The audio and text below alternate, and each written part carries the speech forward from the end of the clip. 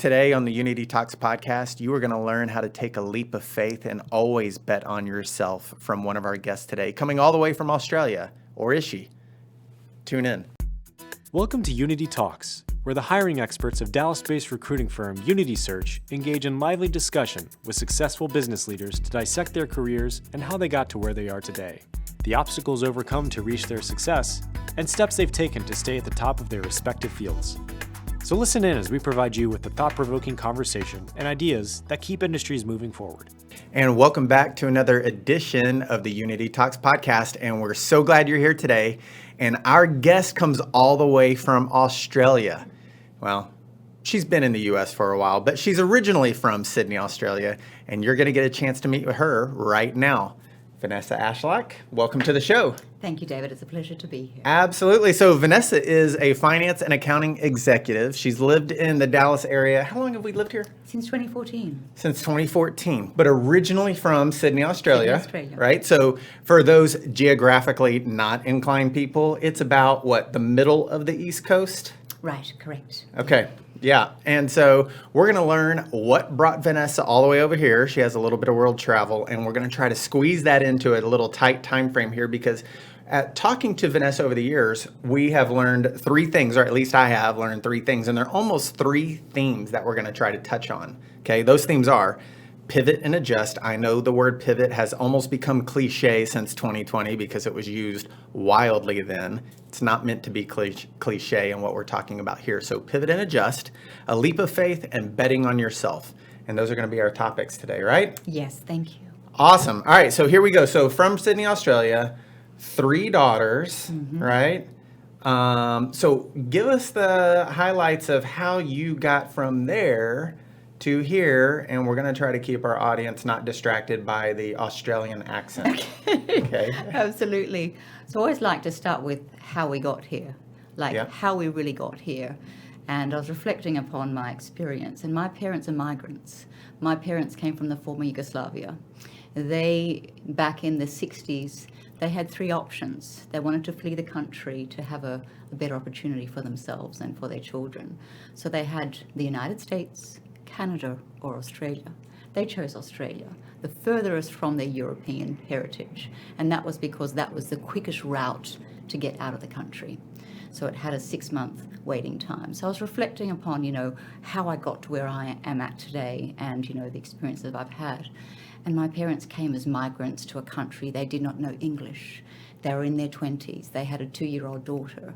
They had to pivot and adjust. They had to take a leap of faith, and they had to bet on themselves. So when I reflect on, what I've sort of experienced in life and where I've come from, I really, want to give honor to my parents and my heritage as well, that they've taught me a lot about life and, personally and in business. Oh my gosh. Okay. So I'm a parent of kids, and you're going to have to play that for them like 15 times because that is awesome. That's a great tribute to them. So it's interesting you said that they came from the former Yugoslavia. So you, when you were in high school or you had just graduated high school, I don't know if it's called high school in Sydney, Australia, but let's go with it. You actually took a year and in giving back, volunteering your time has always been big for you. Now it's giving back to your teams and giving to your family. But tell us what happened that year that you were kind of in between high school and college. Absolutely. So 1993 was when I graduated from high school. I actually was appointed head girl of the school, which actually came as a shock to me when they announced it, that, Vanessa Zeman has been appointed head girl of the school. So all of a sudden I had to, have broad shoulders and, rise forward and do public speaking and represent the entire student body. So that to me was the first point, the pivotal point for me, and I wanted to give back to the student body. I wanted to give. So I finished high school, secondary school, And I then wasn't exactly sure what I wanted to do. And there came an opportunity where there were, I had openings for, some voluntary positions. And my parents said, if you don't know what to do, why don't you embrace, a voluntary position? And I jumped at it. And there was an opening in Croatia at the tail end of the War of Independence. So in 2015, I think it was, I hopped on a plane on my own, fresh out of high school. And I remember landing in Frankfurt, Germany, and the connecting flight between Frankfurt and Zagreb in Croatia was full of military. I hopped on there, full of military personnel, on my own, young, didn't really know what was happening, but there was something within me that thought, what, this is going to be okay. I took a leap of faith, and I knew that I would be okay. That has got, my heart's beating fast right now thinking about that, trying to put myself in those shoes. So kudos to you for doing that. That's phenomenal. You did that again, right? When you came to the United States, you hopped off the plane. You didn't know anybody, but you were going to make your career here in Dallas, Texas. Correct. So how did you end up, how did that move transpire? Right. So in 2014, I was approached by a company, and there was an opportunity to, help them out from a project management perspective. And I thought, you know what? I can be a project manager. I've done operations. I can do project management. So I went for the interview, and, they asked me questions about project management. And then the CEO turned around and started asking me questions about strategy and about what it means to, take risks and be a CEO and different strategic questions. I was quite confused. At the end of the conversation, he handed me a Times magazine that had a picture of Dallas on it. And he said, you're going to go to Dallas. You're going to establish our North American operations. Go back to Sydney and send me your proposal. So I walked away from the interview, hopped on a plane, went back to Sydney, wrapped my head and arms around the opportunity, and thought, you know what, why not? International, I haven't done it before. There wasn't really anything at the time holding me in Australia. I thought, why not? Let's do it. So I sent the proposal, they accepted it. January 2014, in February 2014, I hopped on a plane to Dallas, landed here on my own, one contact, and had to make it happen. The emotional response, reaction, when I landed in Dallas, I panicked. Yeah. I panicked. Yeah. I had a hotel. I didn't really know what hotel to book. I booked a hotel close to DFW. I had one contact from the company that met me at the airport, and I looked out, and I'm used to running. I'm a runner. And I looked out, and there were only highways everywhere. And I panicked. It was the first time I'd really experienced that panic. Where am I? What am I doing? I'm on my own, no support network. So I had to just say, look, what can I do to readjust, pivot, right? So I thought, okay, I need to ground myself. I need to find an environment where I can get back to my core. And my core is nature and being able to walk. So within 2 days, I'd repositioned myself. I found a hotel in downtown Dallas where I could walk and I could be around people. And then I started to meet people and establish facilities and hiring people and growing the business. Wow, Vanessa, that is so cool. That is, I just try to put myself in that position, and I would be panicked as well. A completely foreign country. And you still don't have family here outside of your husband and your 3 kids. Correct. So it's still that they're so far away, but you've created such a tight-knit family with your husband and 3 kids here, right? Right. That is, that's a phenomenal story. That is so cool. And to establish a complete operations of a division of a company, the North American headquarters, it's a lot of responsibility. That's a lot of weight on your young shoulders. Yeah. Yeah, that is so cool. Okay, so you've used some of those terms, so let's kind of get into those terms here, okay? And the way I'd like to do this is I'm going to mention those phrases to you, and I'd love for you to translate to our listeners. When you think of our listeners, they're, kids who are climbing in their career. I shouldn't say kids. They're young adults who are climbing in their career, wanting to reach that next level in corporate America, or they're other leaders who are leading people, and they're looking to learn from this. So let's start with that cliche word I mentioned earlier: pivot and adjust. Okay, so what does that mean to you? How has that helped you in your career? What is some practical advice that you could give other people when you think about pivoting and adjusting? Yeah, I was reflecting on that in terms of, all the different opportunities I've had in life.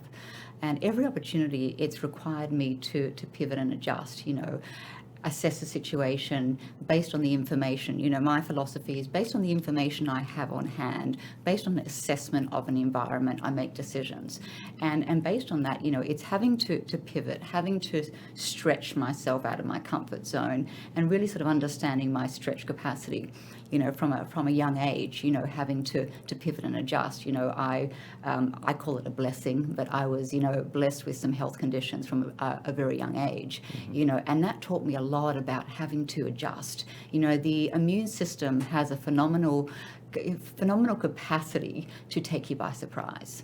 Life has a phenomenal capacity to take you by surprise. We all saw that with the pandemic, so I sort of feel that life has somewhat positioned me to, assess a situation, see where I can grow, and having to pivot and adjust. The emotions associated with having to pivot and adjust, it results in some level of, anxiety sometimes, because it's the unknown. When you pivot and adjust, you inadvertently sometimes have to take a leap of faith. Pivoting and adjusting, when I had children, I was on immunotherapy, and lo and behold, all of a sudden, you're having a baby. And I had to pivot and adjust. They said to me, let's continue the immunotherapy. And I said, absolutely not. We are going to stop the immunotherapy. We're going to give the body a chance to develop and have this child. Lo and behold, taking the leap of faith, pivoting and adjusting to a change, no real support network other than my husband. It helped me personally, but also helped me professionally. Let's talk about teams that may report to you, because there's a lot that you have right there. We could spend the next hour talking about that. I'm going to try to boil it down to a couple things. When you have teams that are working for you, and your team needs to pivot and adjust, it first starts with the leader, okay? And you've had that experience. And so it may be a little bit easier for you to do because you've had those life experiences, and perhaps people on your team have not yet. So how do you get them on board? What is your strategy? Is it giving the stories that you've had to show them, I'm still here, I'm alive, we can do this? How do you lead them? Well, I think sometimes until you've touched the hot plate, you really don't know what it feels like. So I can tell them my stories, but I find that it really doesn't have the impact until they've experienced something themselves. So for me, what I found with teams is trying to meet them where they're at. Understand that every person in the team is unique. They're a unique player, understanding their personalities, understanding their core drivers, what gets them up in the morning, why are they here? Are they passionate about what they're doing?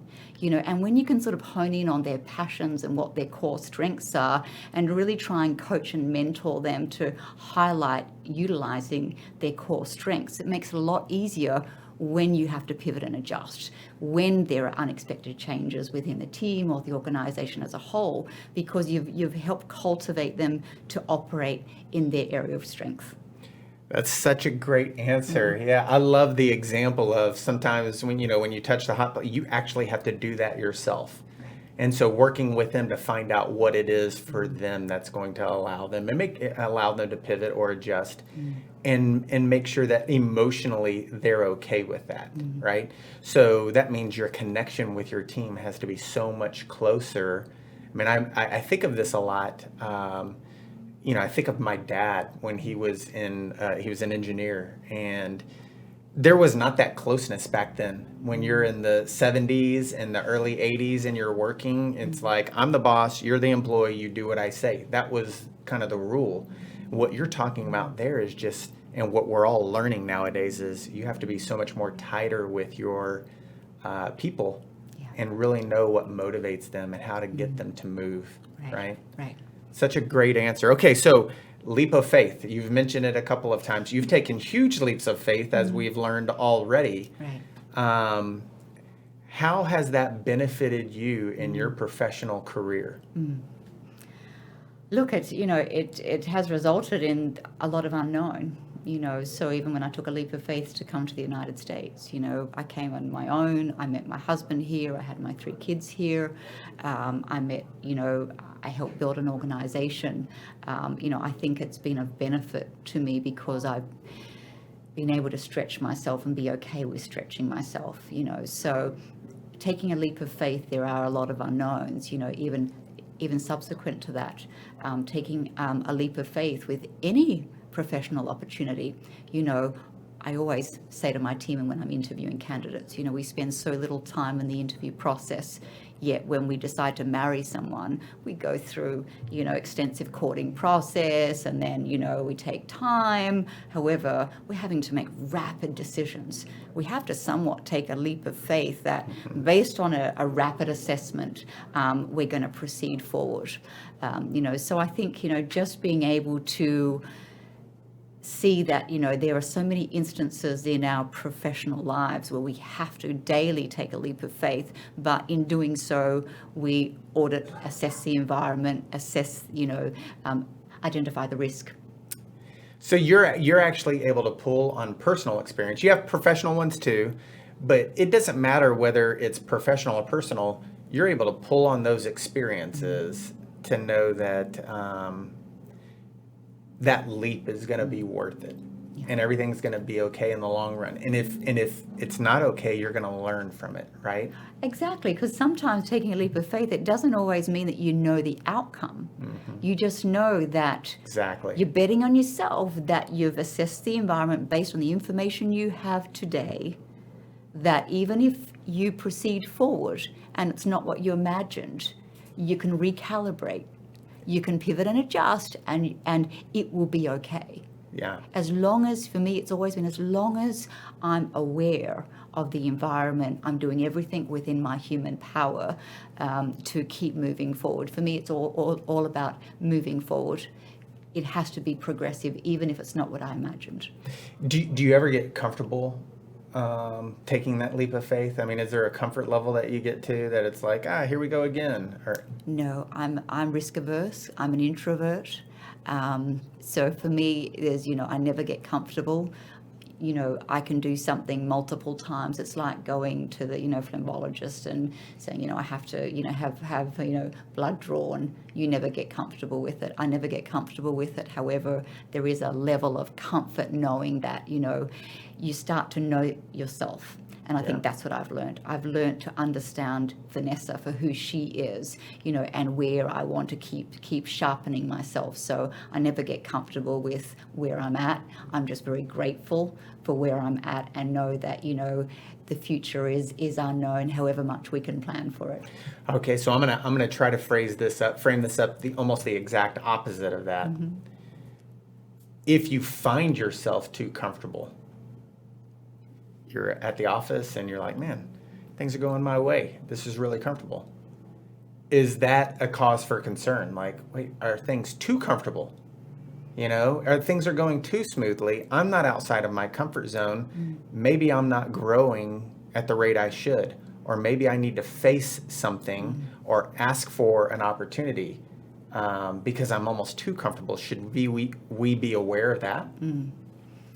Unfortunately, I've never been in that position where I've ever felt, that everything is just, is going 100% correct. That I always feel that, life every day is different.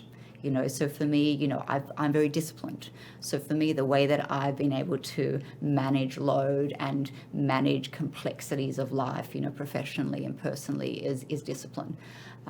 So that keeps me in check. Interesting. I think that's a good word to use right there, is discipline, right? You have to stay disciplined to make sure that you don't get too comfortable in certain areas, because then you stop growing, whether it's professionally or personally. And so I think that's a really good way. I sit back and I think that's also probably why you are a finance and accounting executive. Because if you were someone that was great with comfort, and that's where you wanted to sit all day long, you're probably in a percentile of people who aren't going to climb up the corporate ladder.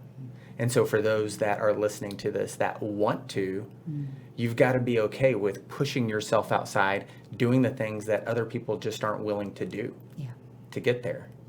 So that's such a great, unique, the discipline aspect of that answer is really, really good.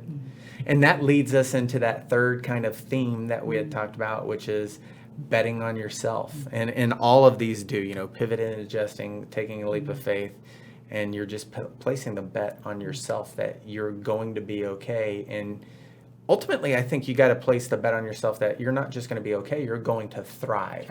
But it may not feel like that. Right. So how is betting on yourself, like where does that come up in your life? And, how do you continue to use that today? Well, I mean, look, we've all been in situations in the corporate world. As a woman, we can call it discrimination. We can call it many different things. We hear things. We hear people say things. I've heard people say, you need to placate people. You need to, be a hot mess. You need to do this to make people feel comfortable. And people sometimes in business make decisions for you. And you have to be okay with saying, you know what, I will be okay. I'm betting on myself that I will rise above this and I'm going to be okay, seeing beyond the circumstances. There are many circumstances in life that we've all been through, but I can reflect on, my life personally and professionally, that I've had to make some tough decisions. You have to have broad shoulders and you have to know that you're going to be okay. In the corporate world, I've had to make decisions where, I've had to leave what on the outside can look like a wonderful opportunity. But because I saw the risk, I had to step down and say, okay, I know for myself, I like security. We all like to know that, okay, the funds are coming in, we can pay the bills, there's a reserve. But sometimes in life you are forced to make those decisions. I will not compromise my integrity. And sometimes that's forced me to make tough decisions and bet on myself that against all odds with a lot of unknown, I will be okay. So how do you teach someone to do that? How do you teach someone who's young in their career to learn to bet on themselves, learn to trust their instinct? Is it just time in the saddle where they learn that? How do you help someone? Well, I've sort of found that for me, obviously I love to learn from, what in my culture, learn from your elders, learn from people that have walked the walk and just see, what they've done. But also for me, it is about, touching the hot plate, not to a degree where there's a lot of risk, but enough to be able to experience life and, learn that, this is who I am. So I think, for me, it's been, understand yourself. That's been the first step, and that's what I've advised others. Understand who you are and be comfortable with who you are, and that will give you the impetus to be able to progress and make decisions and take, let's call them calculated risks, and progress. Okay, so people who are on your team, you're meeting with someone, you see that they're completely capable, but they're sitting in their comfort zone, right? And they're sitting in their comfort zone, and you're just looking at them going, oh my gosh, there's so much more value in this person that they could give. Do you put them intentionally in challenging positions, or challenge them and asking them to do things, step up to the plate, be involved in this project, go do this without much direction, to see how they operate and see if they can learn that, kind of touch the hot plate? Depends on the individual. I mean, I've had great teams where I find that they will come to me and share where they're at. That's given me inroads and insights to be able to help, coach and mentor them. So, for example, I, had an individual recently that said, I'm not doing good enough. I'm not doing good enough. And I said, slow down, you've only been here for a month. These are the expectations. Let's recalibrate on the expectations. And what would you like to see yourself do? What's realistic? Just trying to get them to think through the process. Typically what I do, if someone comes into an interview and I think they're the right fit, I want to make sure that I can exceed their expectations. So the first thing I do is, someone comes in, hypothetically, I want $85,000. obviously assess the market, make sure it's reasonable, but okay, fantastic, congratulations, you've got the job, 105,000, right? If I see potential in someone and all things line up, I will give them the initial motivation. Right? Interesting. And then I'll work with them and cultivate them and ask them for their permission. Do you want to be coached and mentored? And 9 times out of 10, when I go through that interview process and I identify that someone really wants to grow and learn, understanding that and helping them understand what that looks like for them, then you can work with them. And then, offering them opportunities. Hey, I think you can do this. And I had that situation recently where we had a lot of attrition, so I first looked within the team. How can I reposition people within the team? I had a team member, I said, what's your resistance? I could sense there was resistance to assuming a greater opportunity. Well, I don't really know how to utilize this software. I said, is that really all that it is? Yeah. I said, you can do it. I will sit down with you. I will put you through courses. If that's all it is and you are willing, I've got your back. Let's make this happen. So sometimes understanding where the resistance is, asking them for their permission, and then supporting them, not just letting them go. Some people want to be let go, and that's fine, right? But that's why I think it's really about understanding where they're at, how they operate best. Do they need some hand-holding, or do they operate best and thrive where they're let go? Yeah. Cut loose.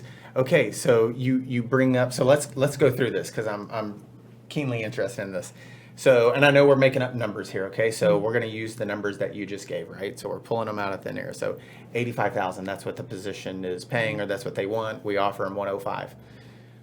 So just practically take me through these steps, because this is really good. Do you tell them, hey, I'm going to pay you 105?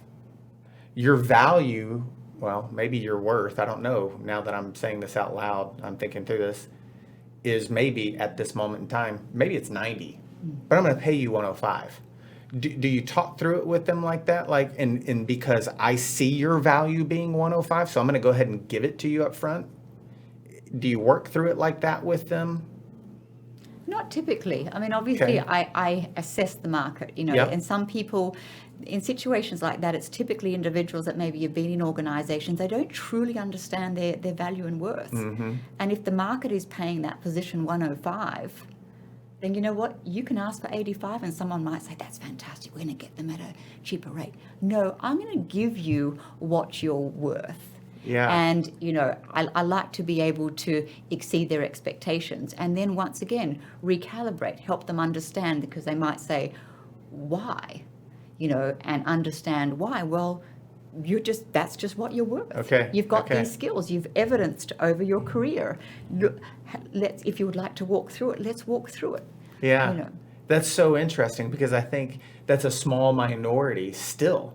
I think that small minority has grown to a greater number of people, but it's still a small minority, because most people are conditioned to thinking, all right, we can get away with saving a little bit of money and we're paying them this and we'll make them earn it. We'll give them a 6-month salary review. Like, I think of it in terms of today's market, okay? So if you think about today's market, it's bananas.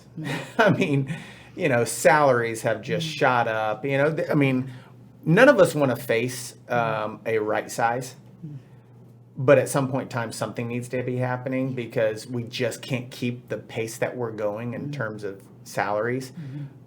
But we have the ability to offer flexibility now, right? We've all learned that companies can be flexible now, and there can be some work from home. And so I really think that's shifted a lot of the dynamics, such as we're going to offer you 85 and make you earn your worth of 105. Yeah. And what you're saying you do is, I'm going to offer you 105 because that's what you're worth. I'm going to show you how to get there. You're going to learn that you can just bet on yourself moving forward. Right. And I really think companies, we need to pay attention to that right now, because of where salaries are. And I'm really poking on right now, and I'm just going to say it, is 100% in office and when companies say that, we're fishing from such a small pool of candidates who are willing to do 100% in office. Mm-hmm. And you can't cut your nose off to spite your face. Right. You know, I mean, that's the lifeblood of your system. Your engine is your people. And so I really like your approach of let's give them what they're worth. We're not going to overpay. Right. Market assessment. Right. And then show them how to get there. Yeah. Have you always done that? Yeah, I always like to exceed expectations. You know, I like to show people that you don't need to, you know, it's like a relationship. Do you go in saying, well, I think you're great.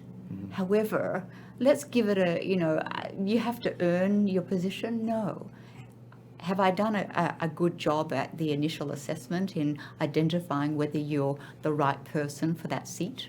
You know, so you think of Jim Collins, you know, having the right people in the right seat and the right bus going in the same direction, yes, right? Yes. So for me, it's identifying I need the right people in the right seat. And if I've got the right people in the right seat, what can I do to motivate them, show them right from the go-get, I've actually done the best that I can to assess that you're the right person for that job. And you've got all support. You don't need to show me. You just need to do your job based on our agreed expectations for that position, and let's go. Let's make this shine. So getting the collaboration, getting the right team together, and getting that loyalty, and really just, you know, empowering them to be the best that they can be and grow. I want anyone that comes in to leave better with more skills than when they arrived. Love that. We almost need to extend this like another 30, 40 minutes because you said a couple of things there, and I'm going to try to hold myself back from going down this because we got to start wrapping up here. But it was, you know, you said, I'm going to pay you 105 because that's what you're worth based on the market assessment, and I'm going to help you do your job. You want to exceed expectations.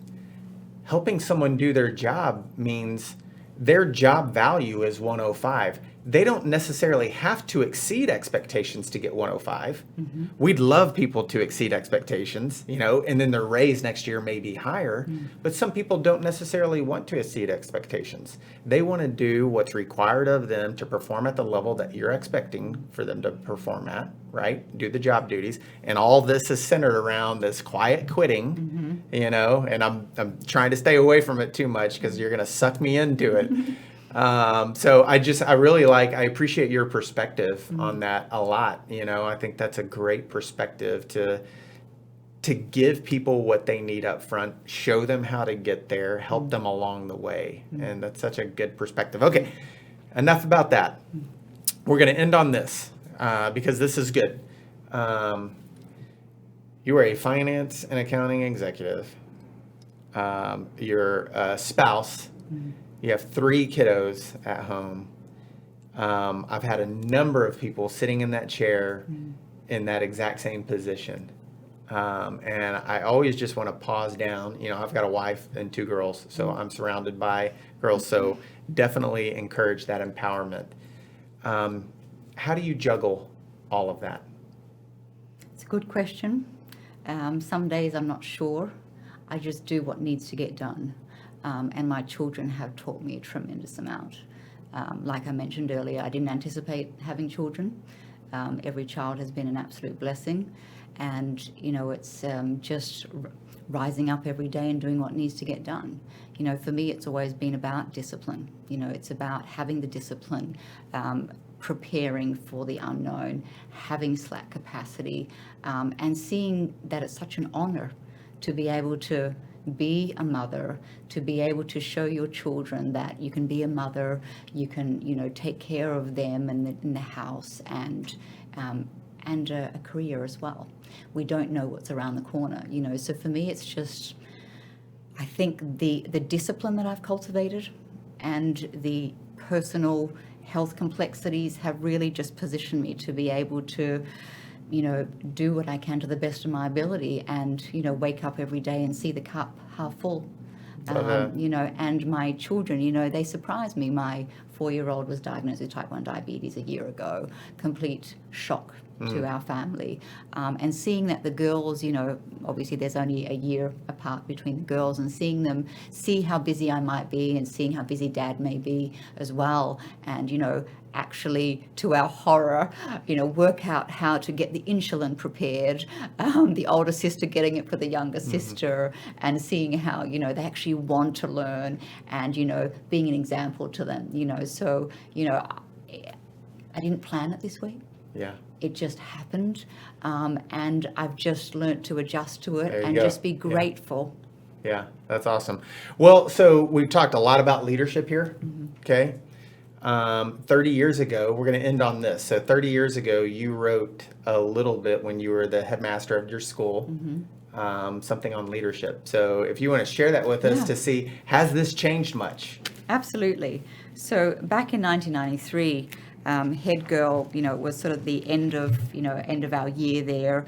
We're all finishing up, and I found it, in my archives this morning, and I was just reflecting in terms of, how much has actually changed over the years, and I was just reading that, this year has surrounded us with demands and intense pressure and uphill struggle, but through it all we now emerge a class with an extremely high potential, a class which has grown together, providing physical, intellectual, emotional and spiritual support for one another. We challenge you, the class of 93, to go out and make a positive impact upon the world. But wherever your path may lead, we would like to wish you the very best. We now leave with the knowledge that the people who taught us are more than just teachers, they are friends. We are grateful and proud of the friendships with these people.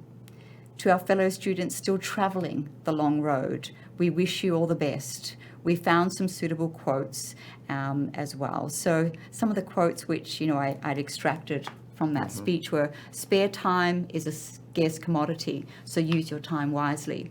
Happiness is not the absence of problems, but it is the ability to deal with and overcome the problems. And don't get caught up in the stress and struggles. Instead, once in a while, look at the overall picture of life.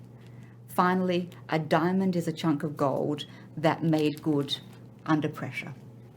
Wow, Vanessa, that is so good. I'm so glad you brought that. You found it this morning, because that is so applicable to the world 30 years later, the world we're living in now, and the times that we're living in right now. So that's so phenomenal. And that, I can't believe you were in high school when you wrote that. Right, and the other thing, could barely spell my name. The other thing which I found, and maybe it's not popular here in America, but Millie Molly Mandy. I used to read Millie Molly Mandy books, and I kept one page, and I've carried it around for so many years, and it says, never set out on an expedition without a picnic basket. Okay, so I've never heard of Millie Molly Mandy before. That must be an Australian thing. I'm willing to bet on it. Ladies and gentlemen, that was Vanessa Ashlock. Thank you so much for coming on with us today. We had this scheduled at one point in time. We had to delay it, and I'm so glad that we were able to get you on our show, and I hope you had as much fun as I did. Thank you very much. Absolutely. And to our audience, thank you so much for joining us every time that we have one of our Unity Talks podcasts, when we have great guests like Vanessa. So until next time. If you're looking for the next step in your career or the missing piece for your team, Unity Search has you covered. Whether it's finance and accounting, tax services, information technology, or human resources, Unity Search is here for you with experienced and dedicated hiring professionals. Reach out today and take the next step. Unity Search, placing you first.